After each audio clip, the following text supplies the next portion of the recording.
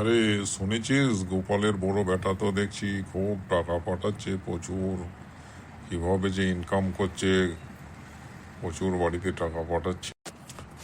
তো তুই কি করে জানলি যে প্রচুর টাকা পাঠাচ্ছে গোপালের ছেলে? কি করে আবার জানবো? এই তো সেদিন পোস্টমাস্টারের সঙ্গে দেখা হলো। তা পোস্টমাস্টার বললো যে গোপালের ছেলে আজকাল দেখছি খুব টাকা পাঠাচ্ছে, গোপালের ছেলে কি চাকরি পেয়েছে নাকি? আমাকে জিজ্ঞাসা করছিল। আমি তো বললাম যে সে বিষয়ে আমি কিন্তু কিছু জানি না গো। তা সে অনেক দিন থেকেই সে গ্রাম ছাড়া, বাড়ি থেকে পালিয়েছিল, তারপর আর কোনো খবর পাওয়া যায় না তার। হ্যাঁ, গোপালের ছেলে তো অনেক দিন থেকেই বাড়ি থেকে চলে গিয়েছে, তারপর আর খবরাখবর পাওয়া গেল না। দিল্লি না মুম্বাই কোথায় গিয়েছে ঠিক নাই, কিন্তু এখন আবার সে কি করে টাকা পাঠাচ্ছে এটাও তো দেখার আছে। ঠিকই বলেছিস, কিভাবে যে সে ইনকাম করছে, সৎ পথে না অসৎ পথে সেটাও জানার আছে। হঠাৎ কোনোদিন দেখা যায় যে পুলিশ এসে বাড়িতে চলে এলো। হ্যাঁ, সেটাও একটা জিনিস বটে, সৎ পথে না অসৎ পথে। সৎ পথে হলে তো আর বেশি ইনকাম হবে না, কিছু অসৎ পথ হতেও পারে। এই তো কতদিন ধরে বাইরে গিয়েছে, তা হঠাৎ এত টাকা পাঠাচ্ছে, 15-20 হাজার টাকা করে মাসে মাসে পাঠাচ্ছে বলছে। তাহলে সে বিষয়ে তো ওদেরও একটু খোঁজ খবর নেওয়া দরকার।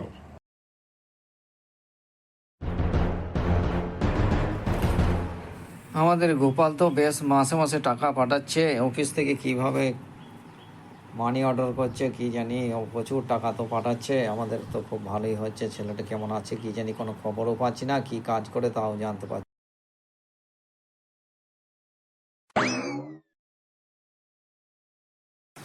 কই গো গোপালে মা, বেরিয়ে এসো বেরিয়ে এসো। কি গো গোপালে বাবা, কি বলছো, কি ডাকছো কেন? আগো, আজকেও তো গোপাল 10,000 টাকা পাঠিয়েছে। এই নাও গিন্নি, আমাদের ছেলে আবার 10,000 টাকা পাঠিয়েছে। কই দাও দাও, আবার পাঠিয়েছে। ছেলে তো খুব ভালোই টাকা পাঠাচ্ছে। এই রাখি, কোথায় গিয়েছিলি, কোথায়? আয় বাড়ি বাড়ি বাড়ি বাড়ি আয়। হ্যাঁ মা বলো। আমি ওই সখীদের বাড়ি গিয়েছিলাম একবার। ভাই আবার টাকা পাঠিয়েছে নাকি? হ্যাঁ রে মা, হ্যাঁ টাকা পাঠিয়েছে। কাউকে কিছু বলার দরকার নাই, তোর বিয়ে দিতে হবে, টাকাগুলো গুছিয়ে করে রাখতে হবে। দেখি একটু বাজার করে নিয়ে আসি, কিছু তো কিনে খেতে হবে। আজ একটু মুরগি কিনে নিয়ে আসি, টাকা তো বেটা পাঠাচ্ছে। মুরগি নিয়ে এসে আর জমি 3 জনায় খাওয়া হবে। ওই রে গোপালের বাবা আসছে, ওকে একবার জিজ্ঞাসা করে দেখি। হ্যাঁ হ্যাঁ, ঠিকই বলেছিস, গোপালের বাবা আসছে, ওকে একবার জিজ্ঞাসা করে দেখা যাক কিরকম কি টাকা পাঠাচ্ছে। এসো এসো গোপালের বাবা, এসো। কোথায় যাবে, কোথায় গো গোপালের বাবা? এই একটু বাজার যাচ্ছি মুরগি কিনতে, খাওয়া দাওয়া তো করতে হবে। শুনছি নাকি তোমাদের গোপাল প্রচুর টাকা পাঠাচ্ছে। হ্যাঁ, আমিও তো শুনলাম গোপাল যে টাকা পাঠাচ্ছে। কি এটা কি ঠিকই খবরটা? হ্যাঁ হ্যাঁ, ঠিকই শুনেছ, আমাদের গোপাল তো অনেক টাকা পাঠাচ্ছে। তা খুব ভালোই উপকার হচ্ছে আমাদের, সে যেন ভালো থাক। তা একবার খবর নিয়ে দেখেছ গোপাল সৎ পথে না অসৎ পথে ইনকাম করছে? দেখো একবার একটু ভালো করে, না টাকা পেলেই হবে। হ্যাঁ, একটু খোঁজ খবর নিয়ে দেখো, নাহলে তো গোপাল যদি অসৎ পথে ইনকাম করে কোন সময় কি হবে, কখন বাড়িতে পুলিশ চলে এসে তোমাদেরকে তুলে নিয়ে চলে যাবে। হ্যাঁ হ্যাঁ, তোমরা ঠিকই বলেছ। তবে সে অসৎ পথে ইনকাম করবে না, নিশ্চয়ই কোনো অফিসে চাকরি পেয়েছে, সেই চাকরি থেকেই আমাদেরকে টাকা পাঠাচ্ছে। ও বসো বসো, আমার দেরি হয়ে যাচ্ছে, আমি একটু বাজার যাচ্ছি, বাজার করে নিয়ে আসি, নাহলে আবার বাড়িতে বকবে। ওই গো গোপালে মা, এসো এসো। কি হলো কি, এত ডাকছি কেন? হাঁকা কি আবার বলবো, আমাদের ছেলে তো কি কাজ করছে কিছু তো বুঝতে পারছি না। আবার আমার মেয়েটারও তো বিয়ে ঠিক হলো ভালো পরিবারের সঙ্গে, যদি কোনো খারাপ কাজ করে লোকে জানতে পারে তাহলে তো আমাদের মেয়ের বিয়েটাও ভেঙে যাবে। গোপাল যদি বাড়ি না আসে তাহলে তো ঠিক আছে, না যেন খবরটা গ্রামে চালিয়ে যায় যে খারাপ কাজ করে, তাহলে মেয়েটার বিয়েটা ভেঙে যাবে।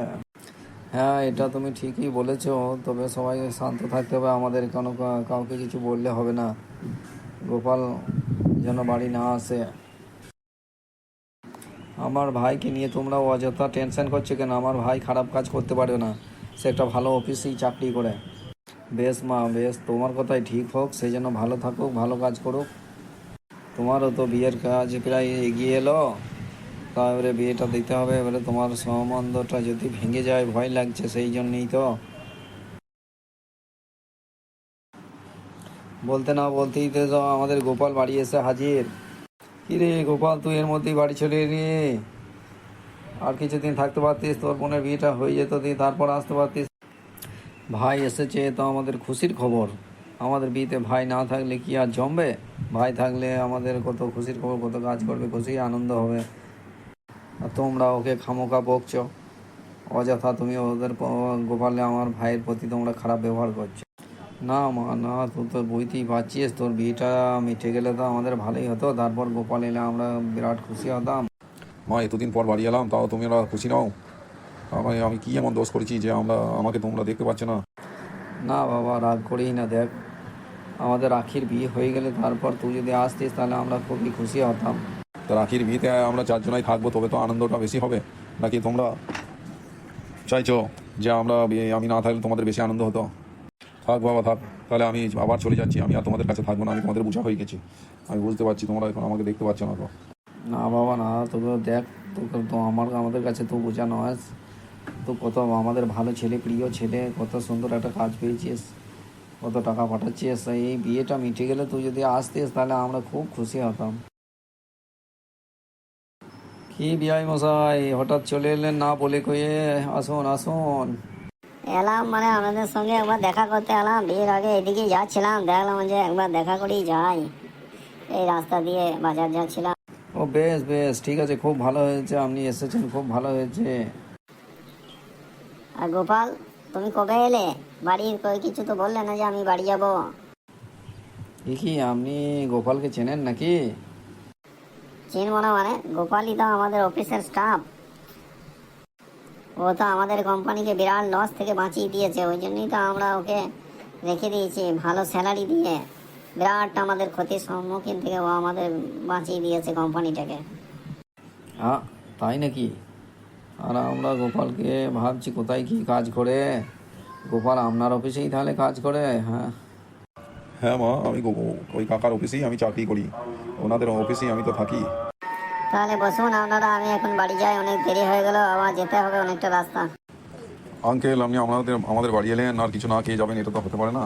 না গোপাল, না, আমি তো আসছি, সামনেই তো বিয়ে, আবার আসবো আমি, তখনই খেয়ে নেবো একবারে সব কিছু, তুমি যা দেবে তাই খাবো। কি বাবা মা, দেখলে তো আমি কোথায় চাকরি করি, কি করি, তাহলে তোমরা এবারে বুঝতে পারলে?